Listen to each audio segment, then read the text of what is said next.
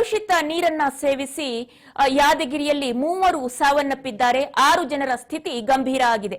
ಯಾದಗಿರಿ ಜಿಲ್ಲೆಯ ಸುರಾಪುರ ತಾಲೂಕಿನ ತಿಪ್ಪನಟಗಿ ಗ್ರಾಮದಲ್ಲಿ ಕಲುಷಿತ ನೀರು ಸೇವಿಸಿ 3 ಮೃತಪಟ್ಟಿದ್ದಾರೆ. 10 ದಿನಗಳ ಹಿಂದೆ ಕಲುಷಿತ ನೀರನ್ನ ಸೇವಿಸಿದ್ರು ಗ್ರಾಮಸ್ಥರು. ವಾಂತಿ ಬೇದಿಯಿಂದ ಆಸ್ಪತ್ರೆಗೆ ದಾಖಲಾಗಿದ್ರು.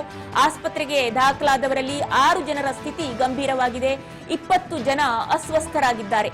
ತಾಲೂಕು ಆರೋಗ್ಯಾಧಿಕಾರಿಗಳು ಪರಿಶೀಲನೆಯನ್ನ ನಡೆಸ್ತಾ ಇದ್ದಾರೆ. 3 ಮೃತಪಟ್ಟಿದ್ದಾರೆ. ಕಲುಷಿತ ನೀರನ್ನ ಸೇವಿಸಿ ಯಾದಗಿರಿಯಲ್ಲಿ ನಡೆದಿರುವಂತಹ ಘಟನೆ ಇದು. 3 ಮೃತಪಟ್ಟರೆ 6 ಜನರ ಸ್ಥಿತಿ ಚಿಂತಾಜನಕವಾಗಿದೆ. ಕಲುಷಿತ ನೀರನ್ನ ಸೇವಿಸಿ ಅನಾಹುತ ಸಂಭವಿಸಿರುವಂತದ್ದು ಯಾದಗಿರಿಯಲ್ಲಿ ನಡೆದಿರುವಂತಹ ಘಟನೆ ಇದು. 6 ಜನರ ಸ್ಥಿತಿ ಗಂಭೀರವಾಗಿದೆ. ಇನ್ನು 20 ಜನರು ಅಸ್ವಸ್ಥರಾಗಿದ್ದಾರೆ. ತಾಲೂಕು ಆರೋಗ್ಯಾಧಿಕಾರಿಗಳು ಪರಿಶೀಲನೆಯನ್ನ ನಡೆಸ್ತಾ ಇದ್ದಾರೆ. 10 ದಿನಗಳ ಹಿಂದೆ ಈ ಒಂದು ಘಟನೆ ನಡೆದಿರುವಂತದ್ದು. ತಿಪ್ಪನಟಗಿ ಗ್ರಾಮಸ್ಥರು ವಾಂತಿ ಬೇದಿಯಿಂದ ಬಳಲಿ ಖಾಸಗಿ ಮತ್ತು ಸರ್ಕಾರಿ ಆಸ್ಪತ್ರೆಗೆ ಕೂಡ ದಾಖಲಾಗಿದ್ರು. ದುರದೃಷ್ಟವಶಾತ್ ಚಿಕಿತ್ಸೆ ಫಲಿಸದೆ ಆ ಗ್ರಾಮದ 3 ಮೃತಪಟ್ಟಿದ್ದಾರೆ. ಇನ್ನು 6 ಜನರ ಸ್ಥಿತಿಯಂತೂ ಚಿಂತಾಜನಕವಾಗಿದೆ ಅನ್ನುವಂತಹ ಮಾಹಿತಿ ಲಭ್ಯ ಆಗ್ತಾ ಇರುವಂತದ್ದು. ಹಲವರ ಆರೋಗ್ಯದಲ್ಲಿ ಚೇತರಿಕೆ ಕಂಡು ಬಂದಿದೆ. ಇನ್ನು 20 ಜನರು ಅಸ್ವಸ್ಥ ಸ್ಥಿತಿಯಲ್ಲೇ ಇದ್ದಾರಂತೆ. ತಿಪ್ಪನಟಗಿ ಗ್ರಾಮಕ್ಕೆ ಸುರಪುರ ತಾಲೂಕು ಆರೋಗ್ಯ ಅಧಿಕಾರಿ ಭೇಟಿಯನ್ನ ನೀಡಿ ಪರಿಶೀಲನೆಯನ್ನ ನಡೆಸ್ತಾ ಇದ್ದಾರೆ. ನೋಡಿ ಹೇಗೆ ಇದೆ ಪರಿಸ್ಥಿತಿ ಅಂತ ಹೇಳಿ. ಮಳೆಗಾಲ, ಸಿಕ್ಕಾಪಟ್ಟೆ ನೀರು, ಸಿಕ್ಕಾಪಟ್ಟೆ ಮಳೆಯದೇ ಸುದ್ದಿ ಅಂತ ಮಾತನಾಡ್ತಾ ಇರ್ತೀವಿ. ಆದ್ರೆ ಕುಡಿಯುವ ನೀರಿಗೂ ತತ್ವಾರ ಅನ್ನುವಂತಹ ಪರಿಸ್ಥಿತಿ ಯಾದಗಿರಿಯಲ್ಲಿ ಇರುವಂತದ್ದು. ಕಲುಷಿತ ನೀರನ್ನ ಸೇವಿಸಿ ಅಸ್ವಸ್ಥರಾಗಿದ್ದಾರೆ. 3 ಸಾವನ್ನೇ ಅಪ್ಪಿಬಿಟ್ಟಿದ್ದಾರೆ. ಹೇಗಿದೆ ಪರಿಸ್ಥಿತಿ ನೋಡಿ ನಮ್ಮ ಗ್ರಾಮಗಳಲ್ಲಿ. ಆದರೆ ನಮ್ಮ ಆಳುಗರಿಗೆ, ನಮ್ಮ ದೊರೆಗಳಿಗೆ ಅದು ಯಾವುದೂ ಕಾಣೋದಿಲ್ಲ.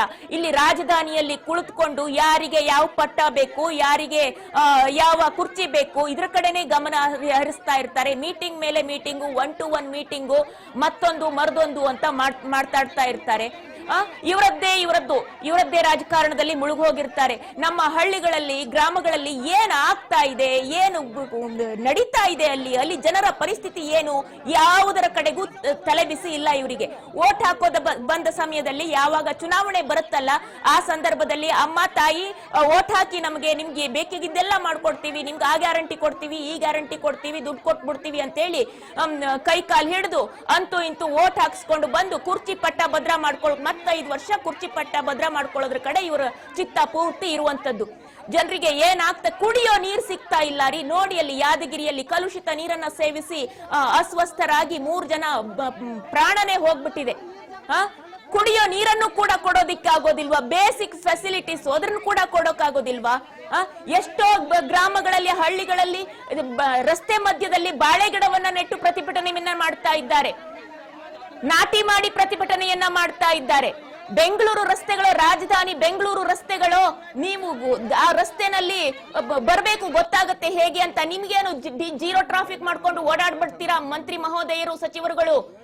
ಅವಾಗ ಅದು ಟ್ರಾಫಿಕ್ ಹೇಗಿರುತ್ತೆ, ಅಲ್ಲಿ ಹೊಂಡ ಹುಳಿ ಹೇಗಿರುತ್ತೆ, ಯಾವುದು ಕೂಡ ಗೊತ್ತಾಗೋದಿಲ್ಲ ನಿಮ್ಗೆ.